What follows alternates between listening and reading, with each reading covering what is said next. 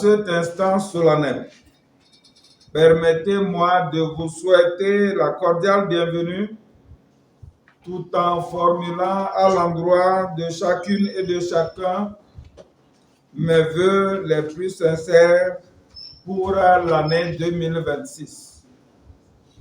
Que cette nouvelle année soit pour notre région une année de paix durable, de cohésion renforcée et de réalisation concrète au bénéfice de nos populations. Jour pour jour, après le démarrage officiel de ces activités, le Conseil régional de la région centrale dresse un bilan encourageant, marqué par des avancées significatives au profit des populations locales.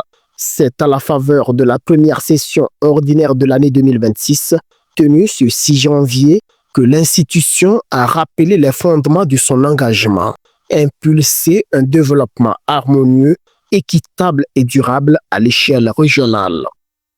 Installé officiellement en 2025, avec l'élection de son bureau exécutif et l'adoption d'un premier budget semestriel, le Conseil régional s'est progressivement affirmé comme un acteur stratégique de la décentralisation.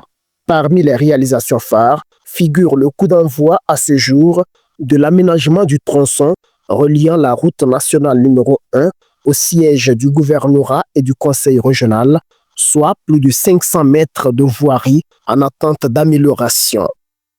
À ce jour, la plupart des projets d'investissement sont lancés.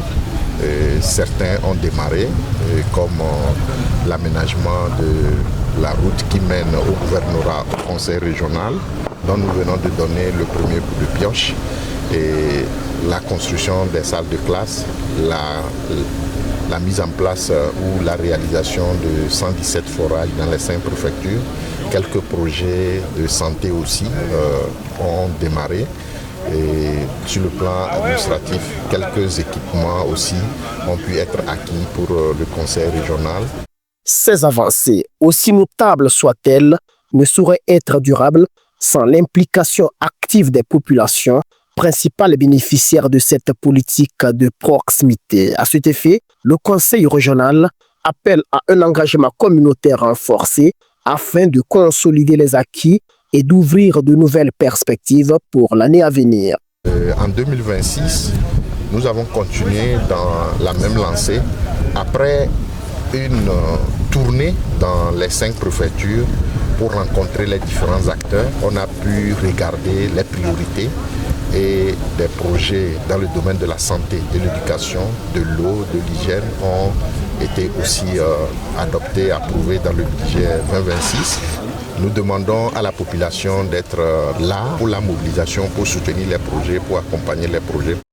Après cette dynamique, la région centrale confirme sa volonté de faire de la gouvernance locale un levier de transformation concrète du cadre de vie des citoyens.